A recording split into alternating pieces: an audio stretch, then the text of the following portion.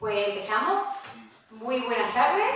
Sean todos bienvenidos y bienvenidas a esta casa de cultura, casa de libros, casa de palabras, la casa de Caballerona, pero siempre lo decimos, somos muy repetitivos, pero es que de verdad que queremos que este mensaje llegue siempre. Es la casa de todos aquellos que aman la palabra, no solamente de Caballero Bonal, porque Caballero Bonal quería que esta fuese como una irradiación, que de aquí partiese una irradiación de cultura y de letras y de poesía para todo el mundo. Eso es lo que nosotros pretendemos humildemente, dentro de nuestras posibilidades.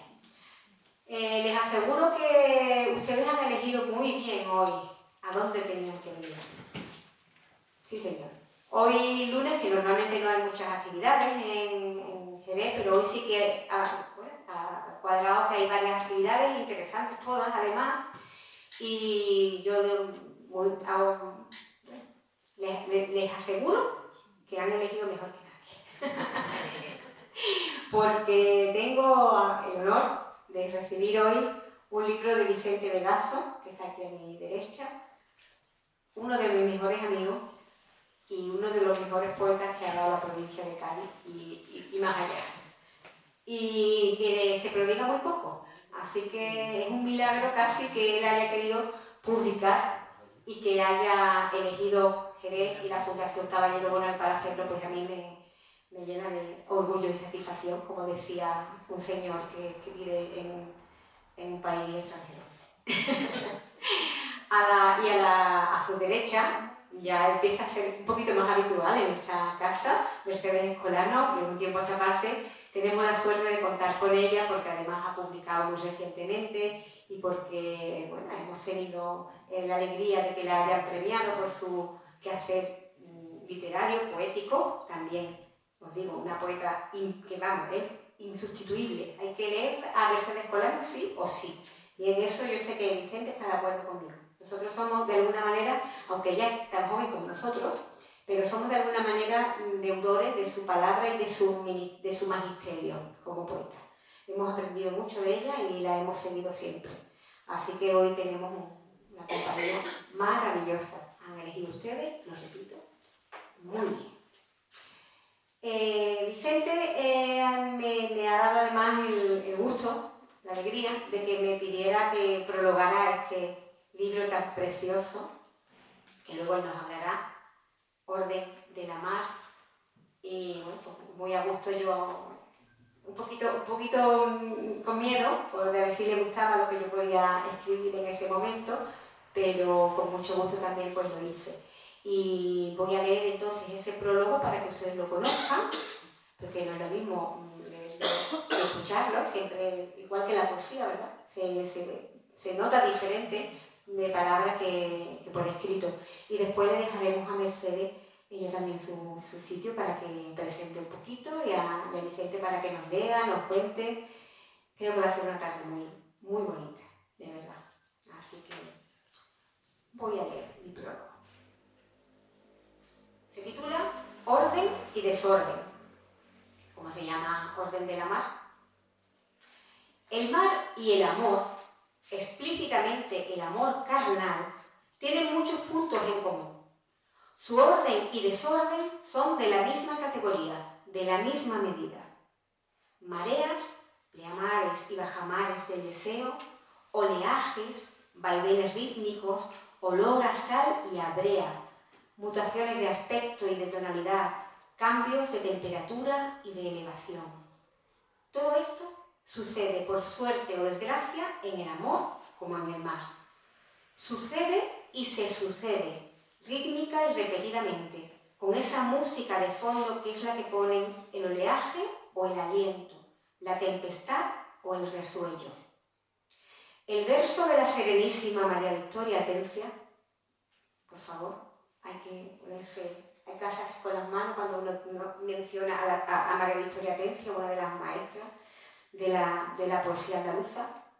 Pues el verso de la serenísima María Victoria Atencia, con el que Vicente Vegazo encabeza este poemario, que dice así, porque impone su orden la mar a los amantes, pues ese verso nos pone sobre esa pista, pero no olvidaremos el segundo tramo, el del desorden.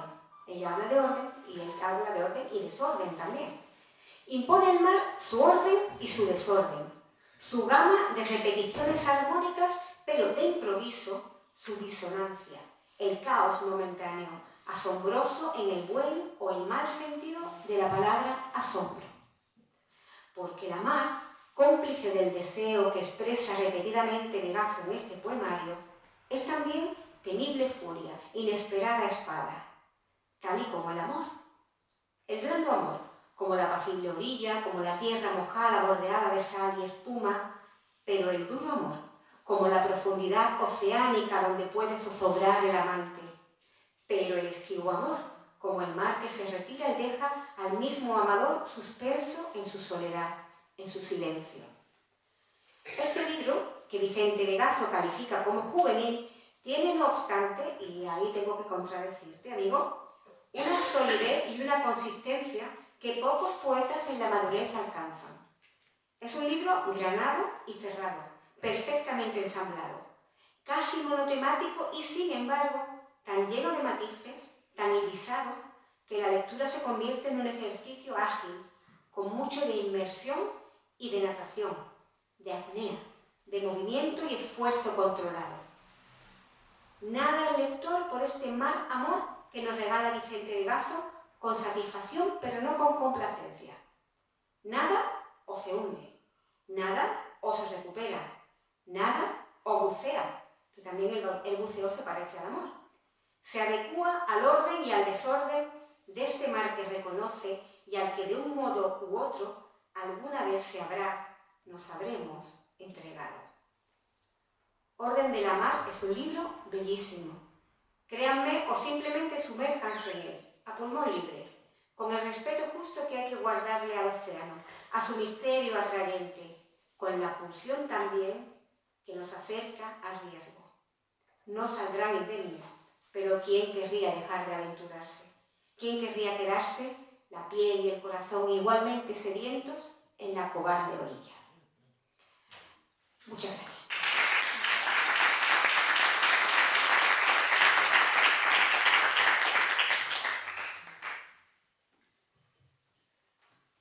Buenas tardes a todos. Yo estoy ya aquí como en mi casa, como dice mi padre, porque en el año 25 vine 2 o 3 veces, en el año 26 también me ha tocado por aquí venir, en fin, que el sillón se me ha hecho así al culete mío. Yo aquí siempre vengo feliz, ¿no?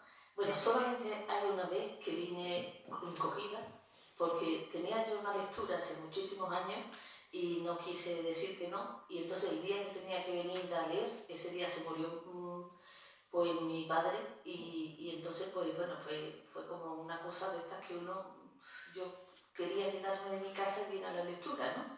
Porque como que no podía aguantar estar allí, necesitaba, en fin, coger aire, ¿no? Pero claro, cambié todos los poemas que iba a leer porque no pegaba nada lo que yo había leído. Así que hice un cambio radical de la lectura, como diciendo, bueno, estoy aquí, pero voy a leer otras cosas. Quitando ese día, todo lo demás ha sido así, para mí es como muy festivo. Hoy es un día festivo, vamos a explicar por qué. Pepa es del año 65. Vicente también es del año 65 y yo soy del año 64, entonces ya estamos los tres aquí como... Bueno, Pepa ha dicho un par de veces eso de juvenil, yo de juvenil me ha sonado, digo, pero mira que bien, ¿no? Ahora no, nos vamos a poner ya, vamos un poco menos que el Mari del colegio. Somos eternamente jóvenes. Claro, pero, en fin, lo de juvenil me ha hecho mucha gracia, pero claro, nosotros somos de la misma generación. Pero no solo de la misma generación, sino que es que hemos coincidido hace un porrón de años y entonces en la edad de los picapiedras nosotros nos conocimos. Y me dicen, bueno, tú también tienes que venir para acompañar a Vicente. Digo, bueno, yo ahí sentada y yo no, tú arriba, también digo, pero parecemos el club del colegio, ¿no?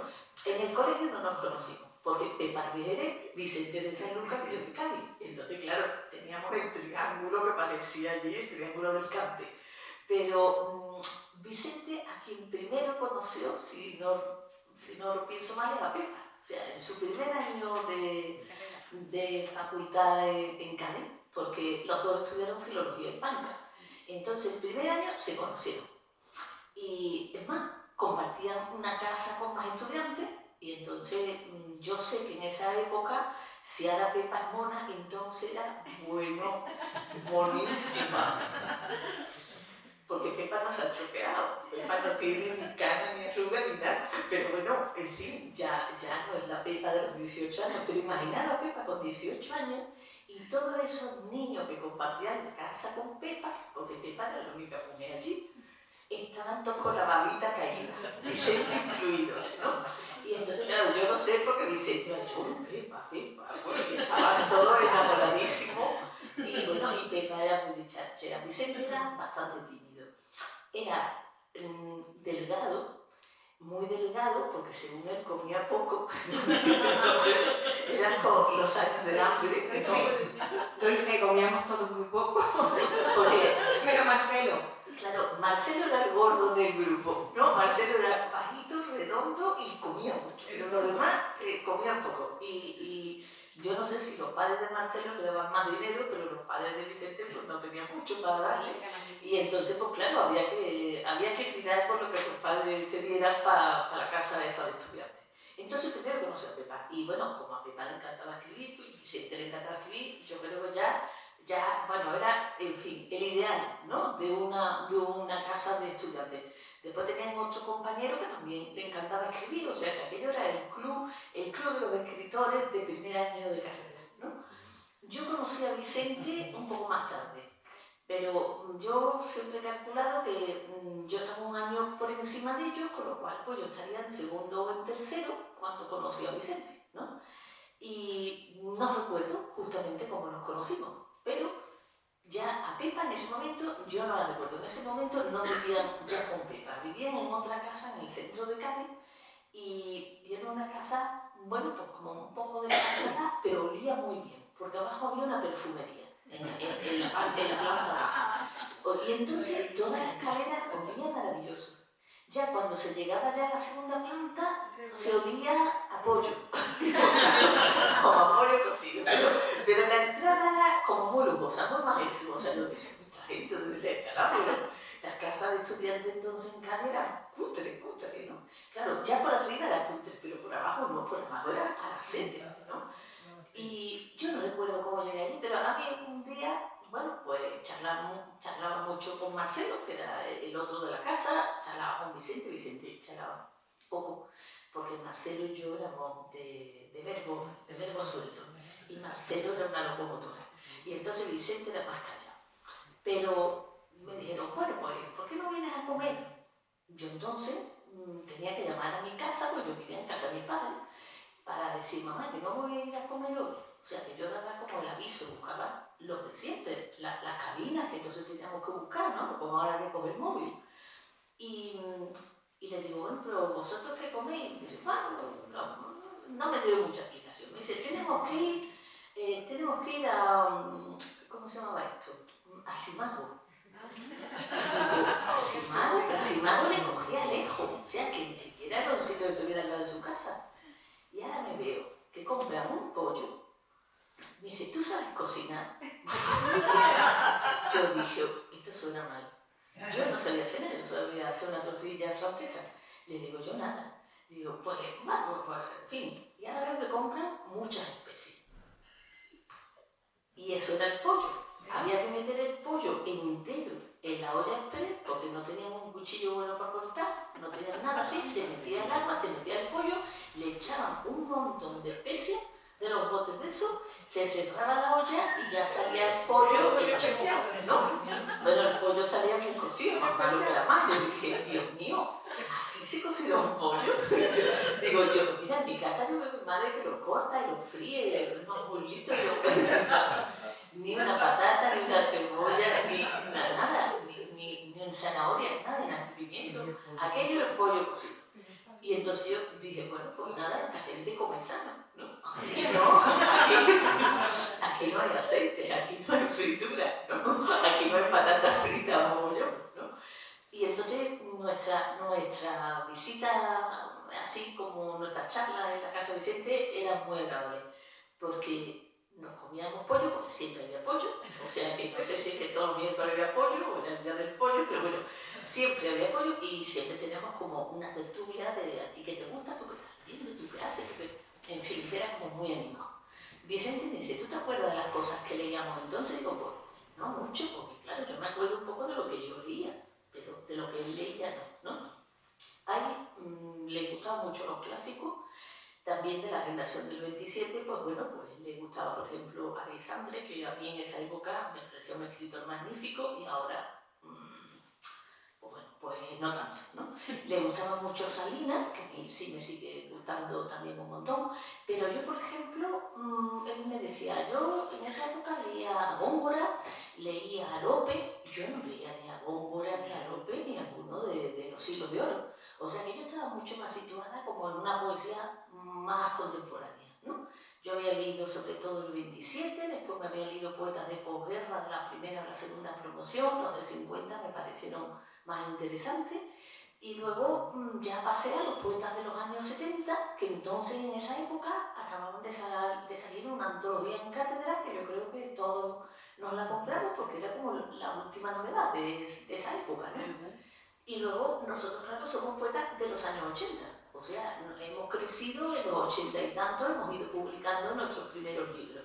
Pero yo sobre todo estaba en la poesía contemporánea. Leía también a muchos autores hispanoamericanos, gracias a revistas y a lo que me caía en la mano, pero yo leía en la biblioteca pública, o sea que yo tampoco tenía allí unos fondos económicos estupendos para tener pues, muchas posibilidades de comprar. Vicente leía lo que le iba cayendo en las manos, porque él no se compraba un montón de libros. O sea, nosotros éramos pobres, ¿no? Éramos los que nos daban los domingos, que era una birria, ¿no? Yo creo recordar que me daban lo que ahora sería 3 euros, o sea, 500 pesetas para toda la semana, ¿no? Y con eso, con eso te llegaba para café, para, bueno, para una cerveza, para, bueno, sí, no para grandes historias, pero bueno, con eso me llegaba, ¿no? O sea, que ninguno teníamos así como unos grandes fondos. Robábamos libros, robábamos las especies del pollo también, porque bueno, pues tomaba, había que coger cosas variadas, ¿no? Y entonces nos íbamos intercambiando todas nuestras lecturas y todos nuestros gustos. La verdad que fue una época, la verdad, muy bonita. Yo en esa época publiqué Las Vacantes. Y Las Vacantes es un libro que a Vicente le encantó. Y entonces, yo me ponía en un patio de la facultad con el libro de Las Vacantes a venderlo. Se vendía a 200 pesetas. Y entonces, pues, no era muy caro, pero bueno, yo necesitaba que los compañeros de la facultad compraran algunos libros, ¿no? Y la foto era una foto muy especial, que Vicente siempre decía, bueno, que la foto. Yo entonces tenía una gran melena, el pelo rizado y muy largo, y estaba muy delgada y mucho pelo, ¿no? Y bueno, había que posar y claro, yo odio las fotos, siempre me pareció horroroso, entonces ¿qué ibas a hacer con la foto? Bueno, pues a mí me sacaron una foto allí en el, donde, ay, es que se me olvidan los nombres, ¿cómo se llama eso? En la punta de San Felipe. Y yo estaba así como unas rocas, así como tumbadas así, y luego tenía unos pantalones vaqueros y unas botitas. Y las botitas, como las puse así, como con los pies así doblados, pues parecían con las dos aletitas de la sirena, ¿no? Y entonces yo quedé muy mona en la foto esa y dije, bueno, pues mira, pues esta, ¿no? Y claro, toda la vida se han muerto de risa con la foto, diciendo, bueno, Mercedes, una sirena. Como después tenía el melenón ese, parecía una leona también, ¿no? En fin, que la foto aquella dio mucho de sí. La verdad que yo creo que interesó más la foto, me hizo más famosa la foto que el libro. Pero bueno, Vicente le encantó el libro, a Pepa también, y entonces yo, sin saberlo, ya tuve 2 fans, ¿no? O sea que yo ya me sentía profundamente contenta. Ellos dicen que mi libro les gustó un montón y que de alguna manera Vicente dice que le abrió los ojos a otro tipo de poesía, que claro, que no fuera un poco el tipo de poesía que él hacía en su lectura. Después, en la facultad, como yo no estaba en el mismo curso que ellos, pues yo no recuerdo a Pepa. O sea, que sí recuerdo a Vicente, recuerdo a Marcelo, nos vemos de cuando en cuando, en fin, que yo ya después los 5 años de filología nos pasamos por allí, que nos veíamos de cuando en cuando, teníamos contacto, y yo después, muchos años después, me encuentro a Vicente en un instituto, él acababa de ganar la oposición y yo me acababa también de sacar la oposición. Los dos habíamos hecho la oposición el mismo año, solo que él se había examinado en Cádiz y yo en Sevilla, y entonces no nos habíamos dado cuenta que los dos habíamos por fin llegado al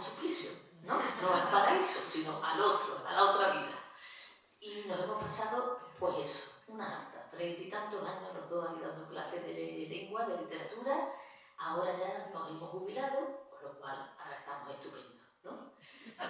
Con Pepa se ha seguido teniendo también mucho contacto a lo largo de los años, así que estamos, pues, de cuando en cuando nos da una alegría horrorosa vernos por aquí, saludarnos, darnos un abrazo, en fin. Yo he ido siguiendo también los libros de Vicente.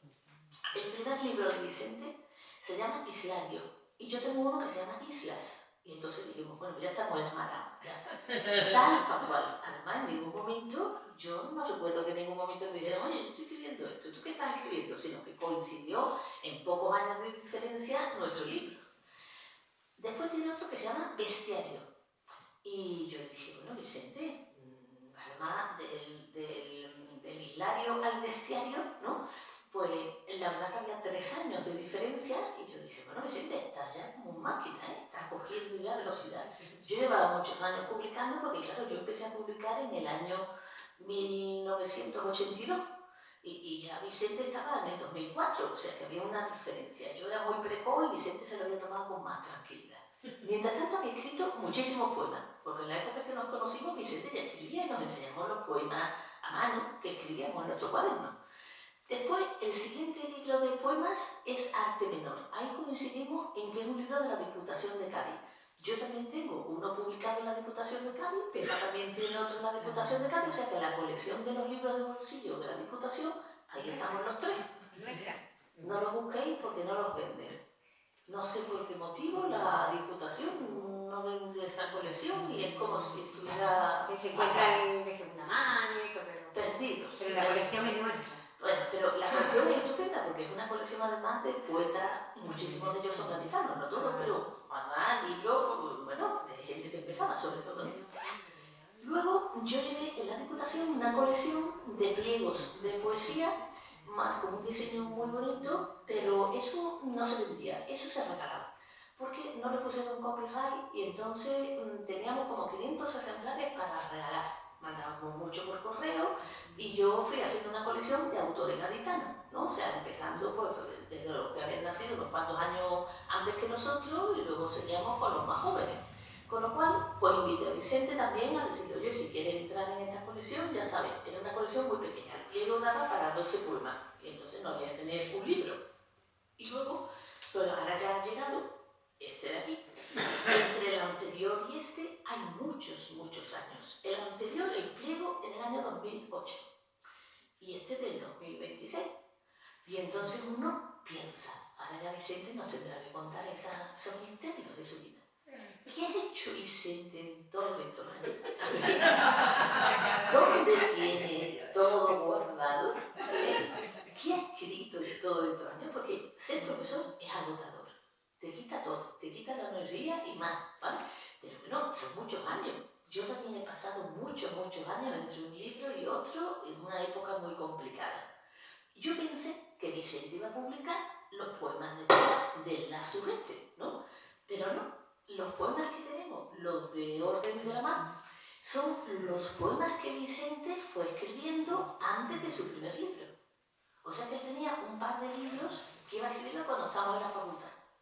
Esos poemas de la facultad son los que ahora han dado pie a este libro. Con lo cual Vicente nos tiene que contar lo que no sabemos, sus misterios. Como aquí todo está en que Vicente tenga tiempo para explicar, para contarnos, para leer poemas, le vamos a dar la palabra para que sea el protagonista de la historia. Nosotros somos, en fin, los que empujamos, ¿no? Las escuderas. Eso, las escuderas, las que decimos, venga, coge la lanza, ¿vale? Así que ya Vicente ya está montado en el caballo ya para contar esto, ¿vale? Pues venga, Vicente, ánimo.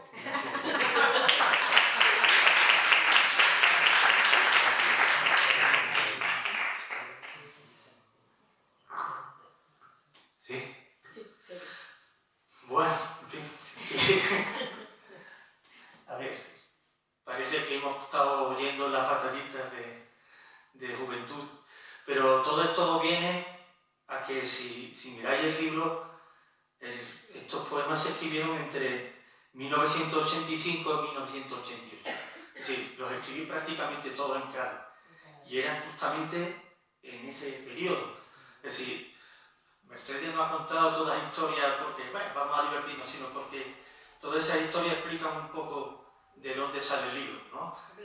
Así que resulta que es el último libro que he publicado, pero es el primer libro que he escrito.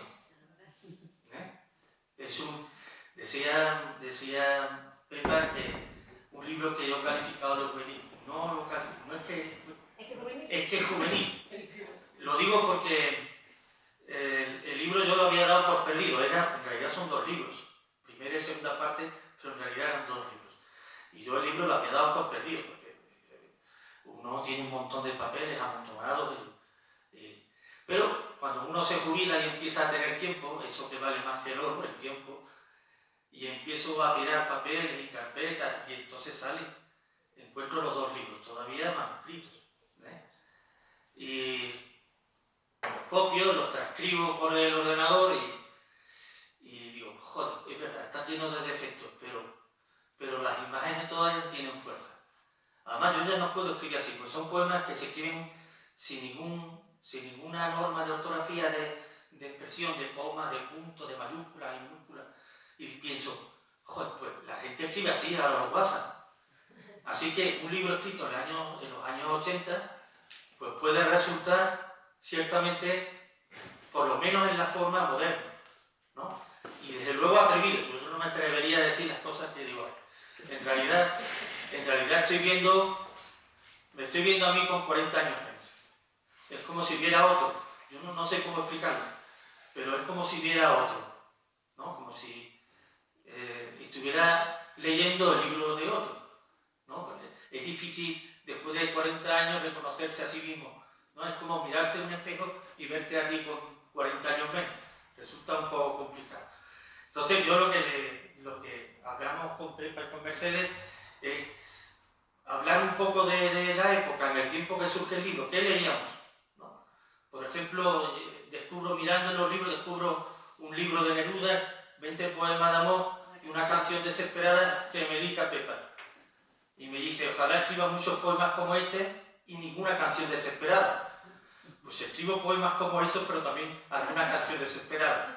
Alguna canción desesperada también está en el libro. Y, bueno, ¿de qué va el libro? ¿No? Neruda, Octavio Paz, Vicente Alexandre, Pedro Salinas, Lope de Vega, Góngora, muchos los clásicos, y por supuesto las 2 maestras que tengo, la primera porque la tengo muy a mano, vive con nosotros, que es Pepa, y además incluso yo recuerdo que escribía en unas hojitas, por eso algunos poemas son breves, porque están escritos justamente en las hojitas esas que... Eran de una publicidad muy extraña. La encontré. Yo la encontré, ponía. Por eso, yo la encontré y durante mucho tiempo iban dando esa publicidad, porque solamente yo la encontré y por detrás estaba en blanco y yo no utilizaba. Era un anuncio, al final nos enteramos de una iglesia evangélica. Ándale. Yo la encontré, La Nueva Vida en Cristo. Era la segunda parte, porque luego empezaron a dar la segunda parte, pero a mí me dieron muchos papelitos de Yo la encontré y yo lo utilizaba para eso.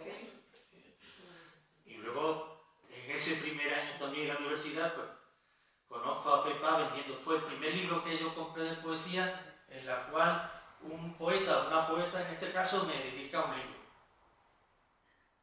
Mercedes, para que ustedes hagan una idea, era como, yo qué sé, era el ejemplo a seguir en la facultad. Todo el mundo quería escribir como Mercedes, era la estrella, que ella no se daba muy cuenta porque ella siempre está en sus cosas, pero ella era la estrella que todo el mundo queríamos acercarnos, todo el mundo quería preguntarle y todo el mundo quería imitar. Y yo imité su modelo de Las Vacantes.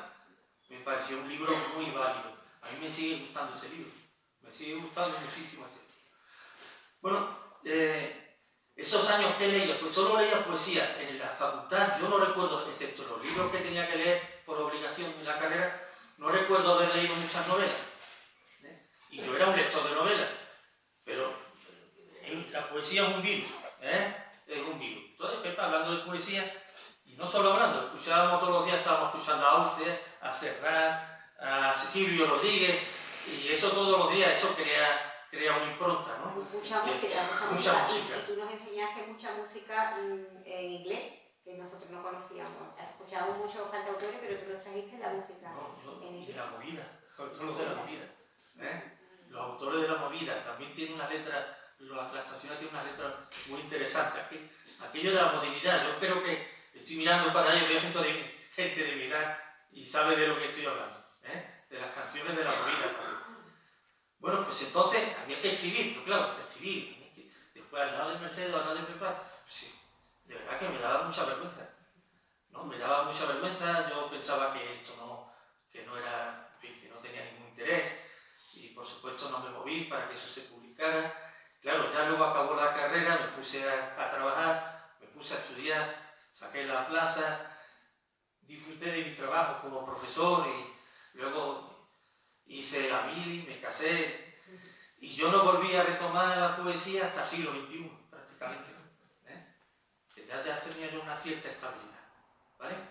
Así que ese podía ser el contexto en el cual surge el libro. Lo digo para que os hagáis una idea, ¿no?, de por qué lo veo tan distinto, porque yo ya ni escribo así, ni pienso casi así, ¿verdad?, de cómo viene en el libro.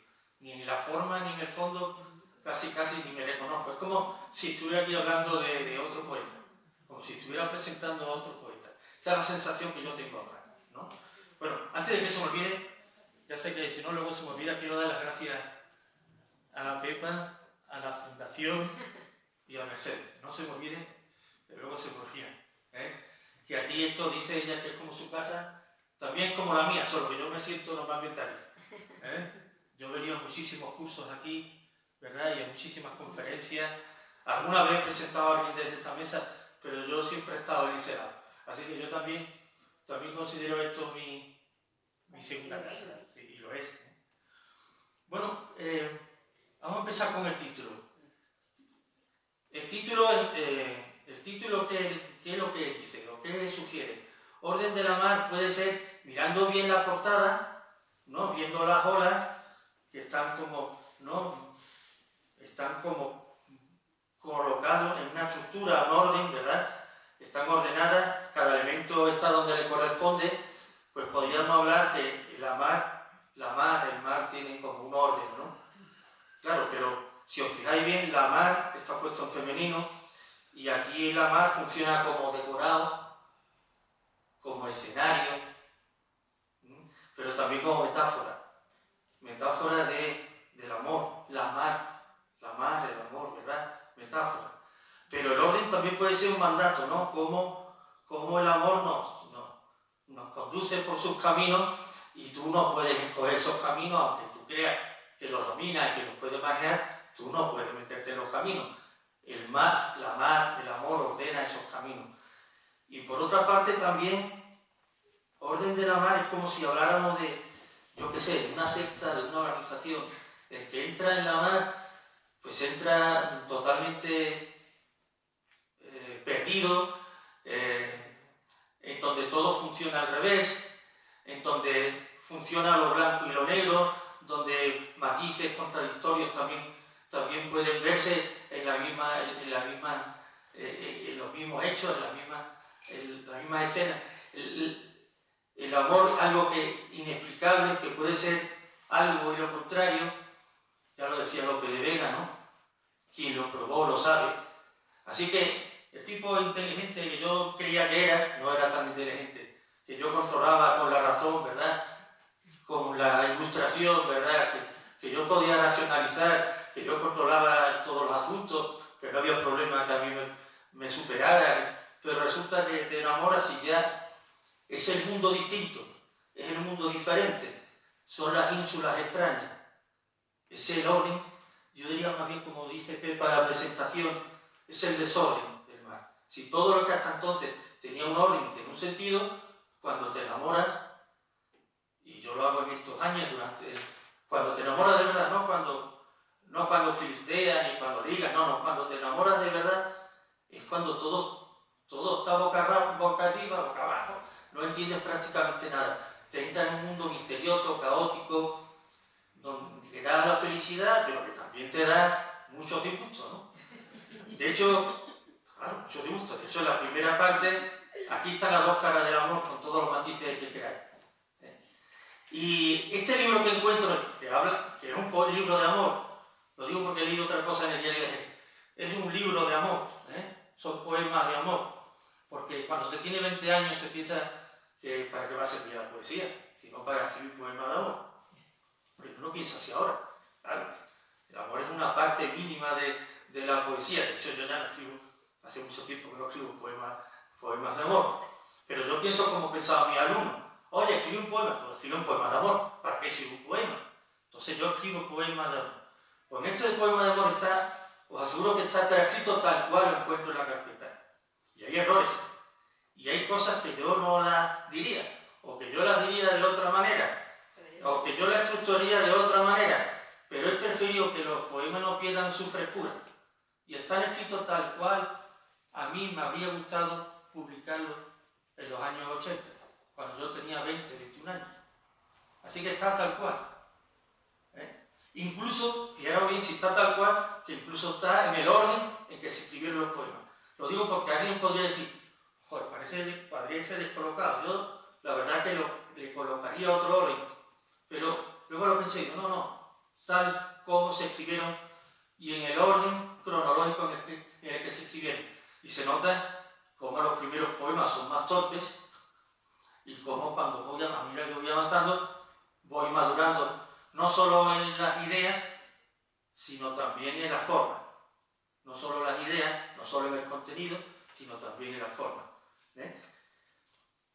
El orden de la mar. Así que en el orden de la mar puede referirse a un orden o puede referirse a, no sé, entrar en una especie de secta donde nada tiene sentido o todo tiene sentido.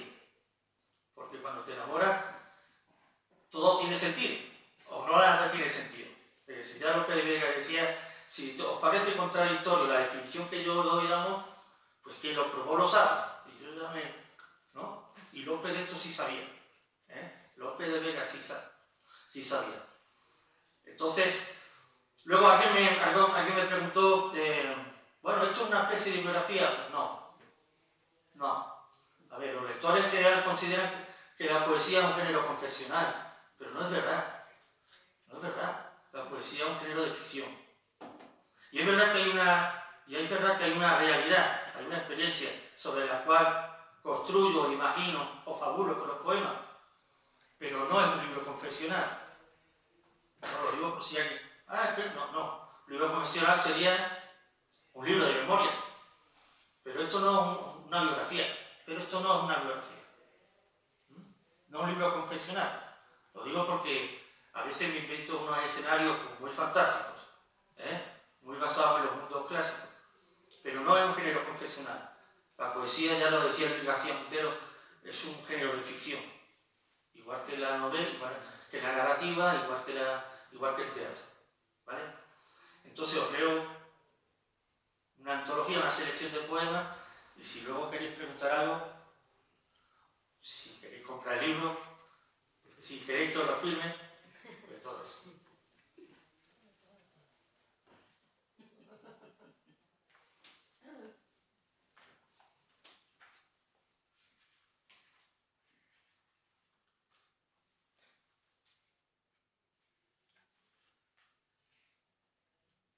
Antes del alba, remo mar adentro en una frágil canoa. Sueño con su torso tan bello de bronce, bastaría el reclamo de los latidos, de las palabras más dulces bastarían, caricias, dedos, labios, triunfante sonaría mi caracola. Silenciosos cruzan la mar, muslos como tiburones.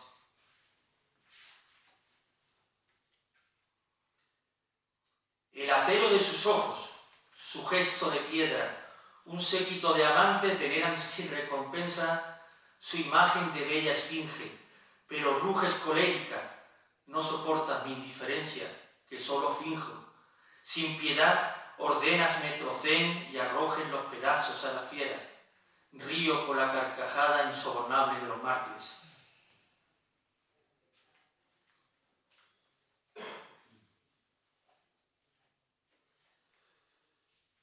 Tú aquí a mi lado no reparas en mí, Quizás hable otra lengua, no me oyes. Silenciosa, hermética, paseas en otro aire. Tú aquí, pero ausente, en apartadas ínsulas, me desordenas la mar. Tu cuerpo tan distante de mi voz, de mis manos, tan lejana, que nada te arrancaría de la ausencia que te encierra, la niebla que te envuelve y te hace invulnerable.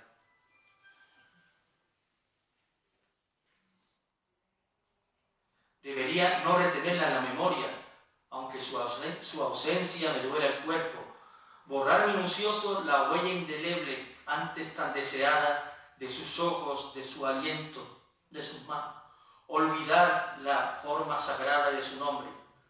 Por última vez debería pronunciarte, arrojarte a la mar sin misericordia, nieve y mármol, letra a letra.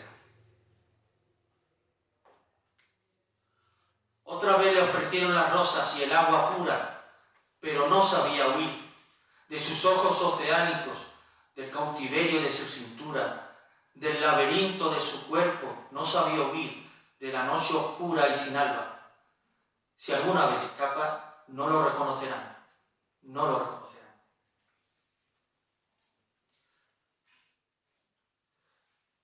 No digáis que solo fue un espejismo, un hueco incurable en la memoria engañosa. No digáis que las brasas son ya un triste artificio, que solo queda la certeza desoladora de unos versos, un inventario de insomnios o el recuerdo insuficiente de una sombra, el precipicio de su cuerpo ausente. Quizá fuese mejor que espadas o el olvido me arrebatasen para siempre los dulces nombres que inventé para ella, que me arrebatasen su voz de las tardes frente al mar azul que se llevó con ella, cuando descubríamos las bandadas rosadas de flamencos de la ínsula, la dicha sin remordimiento y los dedos que descifraron el rostro de la amada. Hambrienta fiera devorasen piadosamente su memoria, los dones de su cuerpo, el calor de sus manos, de sus senos, de su vientre, mi fe incólume en su regreso.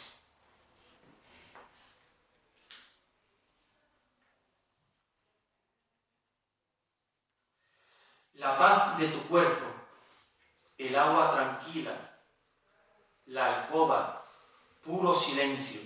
La noche pareciera una pantera dormida, ni un movimiento, no palpites, perdurara esta frágil muerte que nos enlaza, no despertara el felino nunca de su sueño.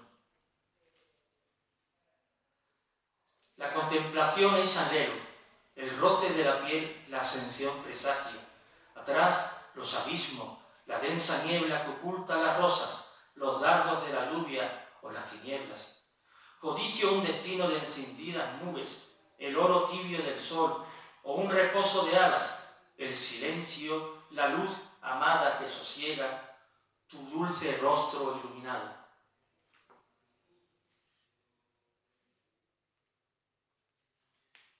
Ingrávida ave emerjo del sombrío poniente, de un mar furioso, un buque errático en la noche abandono, y haciendo vuelo tan alto con la codicia de su boca, el alba beso, constelaciones que a la mar incendian, cielo azul o rostro amado donde me rindo, que una muerte de luz me cegara.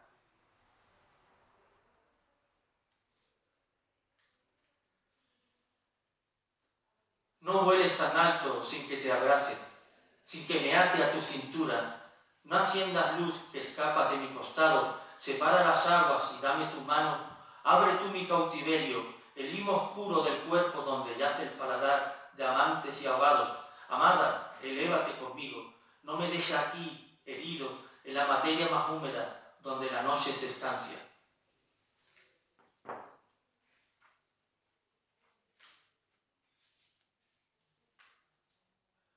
Los cuervos del invierno espantas, la nieve de la hipocresía, con incendios o labios, quema sus falsas alas, tu boca derrotando a las sombras, purifica la llama, cauteriza el pequeño infinito de la carne, y arde un sol inmenso del tamaño de tus manos, o la caricia, o llama que ya es sustancia, no cuerpo, no piel, oro sí, del nocturno mar emergiendo, la aurora por el mundo ignorada.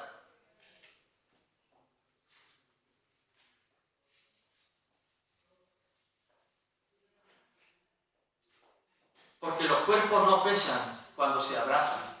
La carne es vuelo y la caricia un incendio que se estira y se prolonga. Las manos bucearán la piel, los cielos amados, y hasta los peces, prendidos de la luz, le crecerán las alas. Los cuerpos son del aire, del linaje de los astros, y del fuego del sol, cuando se abrazan.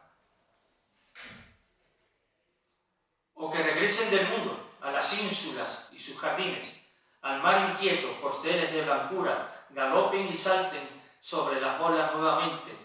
En las aguas se pierdan dichosos en los cuerpos, que no escape más la carne, preservar la luz del desafío del aire y confinarla en el cielo del hueco de sus manos, en el cautiverio del tacto, porque del mundo es la noche y del tálamo las auroras.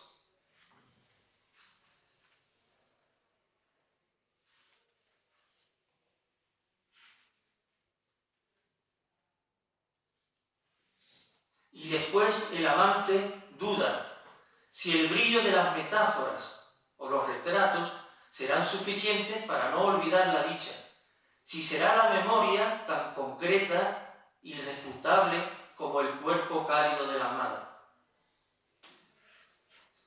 Y acabamos. Epílogo. Nadie podrá expulsarnos de nuestra dulce ínsula, mi Venus, mi amada Eva, ningún dios entrometido, ni el filo de ninguna espada flamígera podrá exiliarnos si el deseo no desfallece o no se sofocan las brasas. No te avergüencen la gloria luminosa de tu cuerpo, ni tus nalgas rotundas, ni el vuelo de tus senos, ni los rizos de tu pubis, que hasta las dunas ardientes y las olas del mar imitan, porque aquí nunca ofrenden la hermosura y los besos. Ten confianza, mi amada, nunca nos ocultaremos. Tu risa, toda la belleza de la ínsula nos protegen, del ojo feroz de los dioses y de la melancolía. Gocemos desnudos y cándidos en sus días siempre azules. Nademos en sus aguas prístinas, amémonos en la dicha de su bosque, el oro de sus arenas y las marismas. Y preserva estos dones de la ínsula en tu memoria, para que consuelen en tiempos más grises. Nunca perderemos la Arcadia que merecimos, ni el anhelo tenaz de que los dioses nos olviden. Muchas gracias.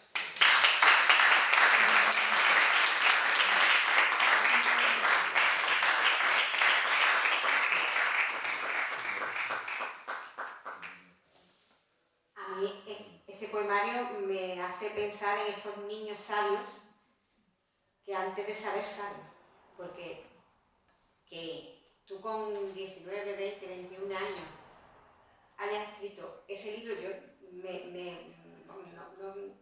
no me arrepiento de esto que yo decía, es que no parece un libro juvenil, es que parece un libro ultramaduro, o sea, también tramado, también, no sé, que eso está ahí, es que es como una intuición, como un Vicente, no sé, y aunque tú me digas que tú me escribes ya así, pero yo creo que ahí había un Vicente con una carga, con un saber y con una manera de entender el poema, la experiencia y la comunicación, que yo siempre te lo he dicho, que tú eres, el de nosotros eres el poeta. El poeta. Dime, Juan. Sí, felicidades, de verdad. Estaba yo a punto de irme. No, en serio, no. Ya, pésame, a veces estoy así. Pero, no, felicidades, cierto. Y gracias por compartir eso que escribiste hace 20 años. Yo nací en el 67, tú eres del 65. Sí. Sí. Y ahora eres de San Lucas, la tierra Sí. de No, felicidades, y es verdad. Yo noto la calidad de tus poemas en el final. Terminar un poema es muy complicado. Crear una metáfora gloriosa que sintetice lo que has explicado antes, y tienes dos.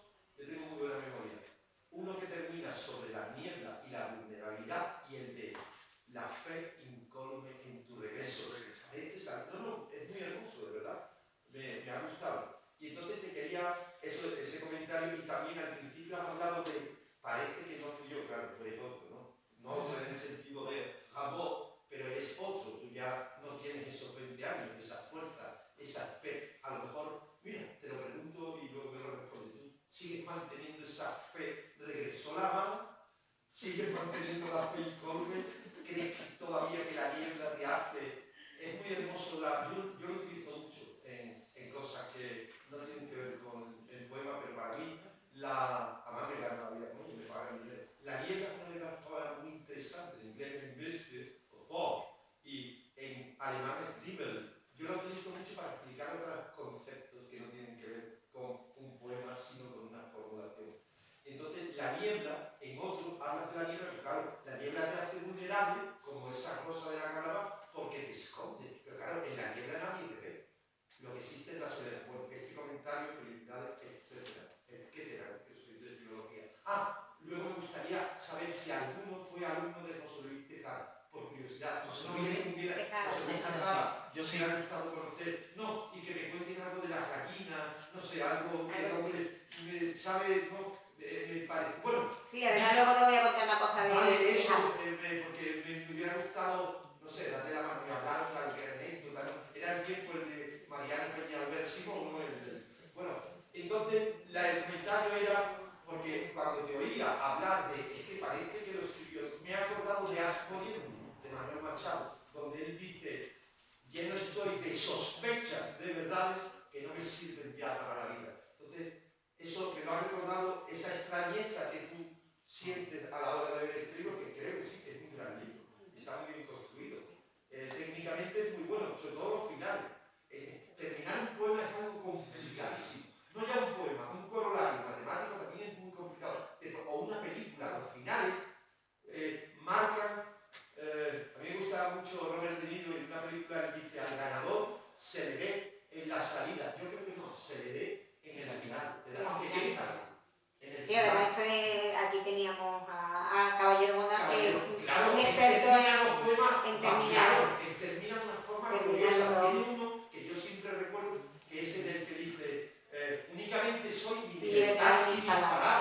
Es que es algo que te deja de piedra, claro. Es algo que te da una verdad.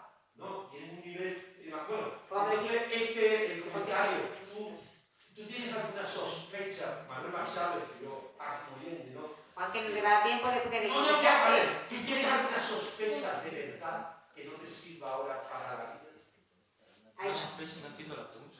No, lleno estoy, él está a punto de morir. Entonces, es un libro que habla del existencialismo, del pesimismo. Sí, pero sí, para enlazarlo tuyo. Él dice en Ars Moriendi, en la última parte, en la séptima, dice: lleno estoy de sospechas de verdades que no me sirven ya para la vida.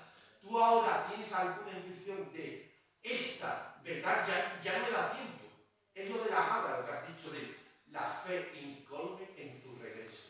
¿Regresó la amada? No. Si no tienes sospecha, ya estás en tu respuesta. No. Él sí la tenía. Entonces, para mí es un hombre triste, porque claro, date cuenta de que ya es tarde, y para ti no es tarde, tú estás en el camino, ya está. Felicidades. Muchas gracias. Bueno, primero muchas gracias. ¿Qué pasa? Que yo no puedo, aquí me han estado a punto de echar una Maduro, yo que sé, yo me ha gustado. que una pregunta muy larga, Juan, no da tiempo, pero muy bien hecha, porque tienen mucho fundamento, ¿verdad? Vale, ya está, era eso. Y además, nos enseñas algo. Me ha costado hasta leer. Si miras el libro, no hay ni coma, ni punto, ni mayúscula, ni minúscula. Además entonces jugaba con los encabalgamientos, y me ha costado trabajo leerlo. Y digo que me ha costado trabajo leerlo porque lo he leído como si fuera un poeta que no era yo. De hecho, yo ya no escribo así. ¿Conoces el oficio? No. Y antes de oigo el silencio y de sal del miedo, paciencia y barajar, este es tu oficio. Si te equivocas, te levantas otra vez y ya está. Pero lo que quería decirles es que yo siempre había leído novelas y ensayos. Y de hecho, yo me presentaba... Esa señora, Mercedes Durán, ha dicho que tú leías Cóncora, nadie leía Cóncora. Sí, claro, sí. Que yo leía antes de llegar a este periodo en lo que solamente leía poesía. Pero yo siempre había leído muchísimas novelas y muchísimos ensayos. Y de repente, pues esto, como San Pablo se cae, ¿no? Del caballo. Del caballo, pues yo me caí del caballo. Subiste al caballo. Sí.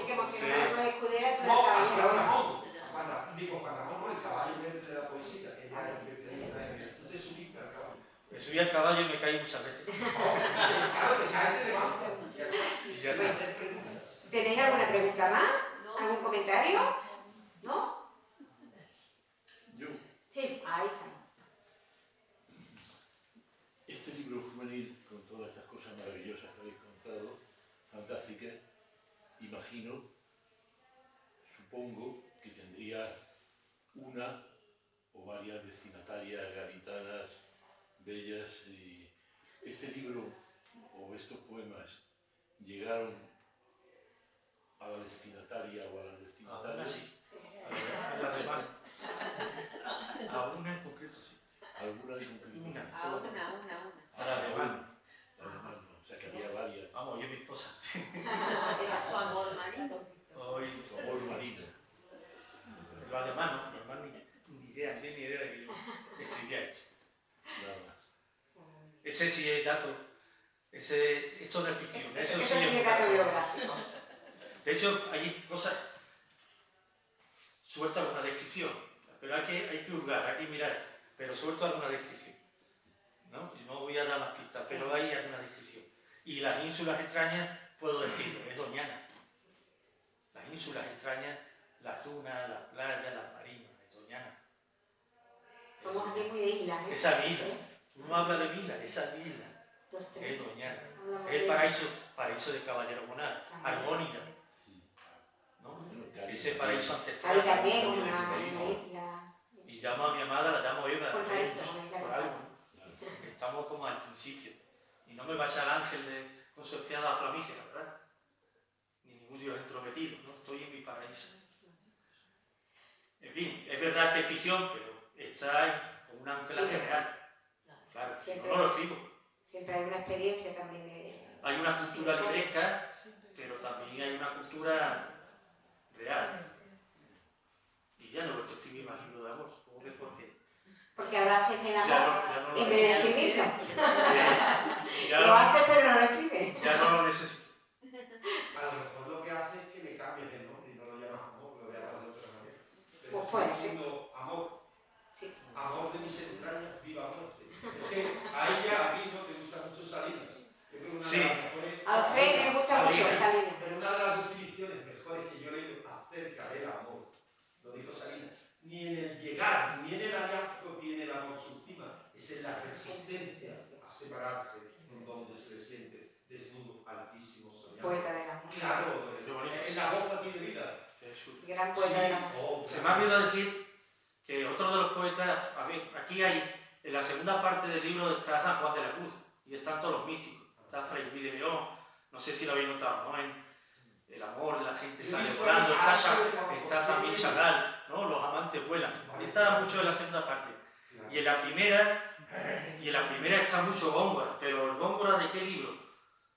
No el libro de Soledades, que no me gusta tanto, es el libro de Polifemo y Galatea, Polifemo, de Góngora. Y el Polifemo también de Ovidio. Ovidio trataba a Polifemo con compasión. Polifemo es un monstruo, ¿verdad? Con un solo ojo en la frente, que viene a enamorarse de la ninfa más hermosa del mundo, Ya, yo no sé si- Galatea. Claro, sí, Galatea. Y sí, también. Uy, a Cavafino me llamó mucho, ¿verdad? Claro, Me ha olvidado decir. También. Era el tiempo de Cavafino. Pero Ovidio se compadece de Polifemo. Sí, sí. Le dice, hombre, pobrecito, ¿no? Pero Góngora se ríe a carcajadas de Polifemo. Le dice, venga, traduciéndolo en lenguaje moderno. Venga, pero tú te has visto, y además lo hace, el tío tiene tan malas ideas, porque Góngora tenía mala idea, que hace a Polifemo asomarse al agua, para que se viera con toda su monstruosidad. Y lo dice, y ahora te vas a enamorar tú de Galatea. Pues, ¿cómo te vas a enamorar tú de Galatea? Y Polifemo está hecho polvo, claro. Porque es tan feo, tan horrible, tan monstruo. Yo me veía ahí. Yo me veía ahí. ¿Has visto ahí? No te pega, ¿eh? ¿Eh?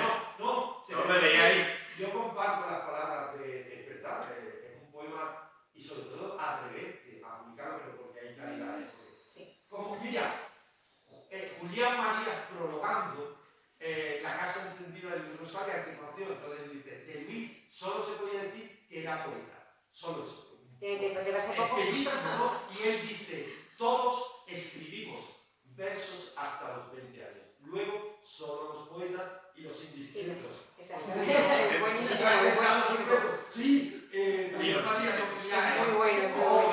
Ese prólogo es estupendo. No, tu prólogo también me ha gustado. Muchas gracias. No, está muy bien, lo recuerdo, sobre todo el final, el corolario. Pero sí, todo es claro, que no ha escrito poemas docentes. Luego solo los poetas, no hablo de publicar, hablo de seguir escribiendo. Debe ser la palabra tu casa, tu destino, o tu cárcel, o tu mar. ¿O todo a la vez? O todo a la vez, sí, claro, ¿para qué elegir? Quédate con todo. Quédate con todo. Claro. Bueno, pues vamos a dejar aquí... Ah, bueno, que quedamos más preguntas. El que se perdieran esos poemas, que fue por Ovidio o Abreu. Perdieron los poemas. Pues porque tú vas a mi casa, sí. Pues ya está. ¿No has visto lo que hay en mi casa? Un caos. De libros, de papeles, de carpetas. Si a eso le sumamos los que ya tenemos de profesor, que amontonamos ejercicios, papeles. Sabes que yo no soy de aplicaciones informáticas, que yo soy más de papeles. Y ahora que he empezado a tirar todos los papeles, pues encontré el libro. Yo no me lo creía. ¿Seguro que estaba dentro del carnet de conducir? ¿Qué? Del libro de carnet de conducir que nunca quiso... Pues eso. estudiar. Yo ya ni lo recordaba el libro, casi ni lo recordaba, y tenía tan poca confianza en él que se lo mandé a Pepa. Y Pepa, ¿qué te parece? Y yo esperaba, me va a despellejar estos poemas no solo, pero yo escribo ahora, tú sabes que escribo de otra manera, otra forma y otra. Igual bien, pero diferente. Muy diferente. Y Pepa dice, esto es estupendo, está muy bien. ¿El título del original? ¿Es el original? ¿Qué? Sí. Sí. Bueno, vamos a ver. Primero cada libro tenía su título. Uno se llamaba Amantis y el otro se llamaba Las Ínsulas Extrañas. Y ahora me veo por ahí un tío que ha escrito un libro que se llama Amantis. Ahora, hace poco. Y me veo que Ínsulas Extrañas lo he visto ya en 14.000 libros. Las Ínsulas Extrañas. Y como debería de agrupar los dos en un libro, porque pensé que los libros tenían cierta continuidad, pues pensé, pues ya está. ¿No? El título es actual, no fue hace... No es actual. Lo tenía en mente. Ya estaba, no, ni en la cabeza, lo tenía ya en la carpeta. No, porque estaba yo contemplando la posibilidad de agrupar los dos libros en un solo libro. Pero en aquel entonces era Amantis y la Ínsula Extraña. Pero tú ya tenías Orden del Mar, ¿no? Sí, hombre, cuando ya estaban todos los poemas. Sí. O sea, el título es del siglo pasado. Y los poemas están en el orden, a lo mejor le puede chirriar, pero el orden está tal, en el orden que se escribieron. Tú lo has cogido tu tiempo. Era el orden de la mano. Es más, le voy a decir una cosa, mira, sobre la ficción. Los tres primeros poemas no son surrealistas. El segundo es el de la niebla. Segundo, la niebla. No, el segundo que ha leído, pero no es el segundo de no lo he leído. Bueno, los tres primeros poemas son tres sueños reales. Tres sueños reales. Tú estabas en Cádiz. No, que lo he soñado. Que lo que he hecho ha sido transcribirlo en verso. Pero tú te levantaste esa noche, ese día. No. Yo le di mucha vuelta. No. Tú recordaste esos sueños. Yo recordé los sueños porque eran muy vívidos. Hay uno bueno, los tres. Aunque en el primero yo casi... Por favor, lee uno de ellos. Que no nos va a dar tiempo de marcar. Bueno, venga, sí, léelo. Pero ya no es la pregunta. Esta es la última pregunta. Ya está. Vale. Leo el primer sueño. Terminamos con esto y nos tomamos el vino. Que además tiene que firmar ahora el libro. Primer poema. Fue un sueño también. Corría despavorida sobre la arena húmeda, los pies descalzos, desnuda huía de gaviotas voraces, del feroz deseo, acosada en miedo, aullaban las jaurías, la carne estremecida, la luz de su espalda, el mar tan oscuro como una noche, negra sin estrellas, los metales crecían, el corcel y la lanza, flechas hendidas en muslos de cisne, en sus nalgas la luna agitaba su melena, el aire helado, el frío, la nieve de las estatuas. Pero el sueño precursor. Original, poderoso. Poderoso. Sí, de verdad. Muy bien. Pues vamos a dejarlo aquí, que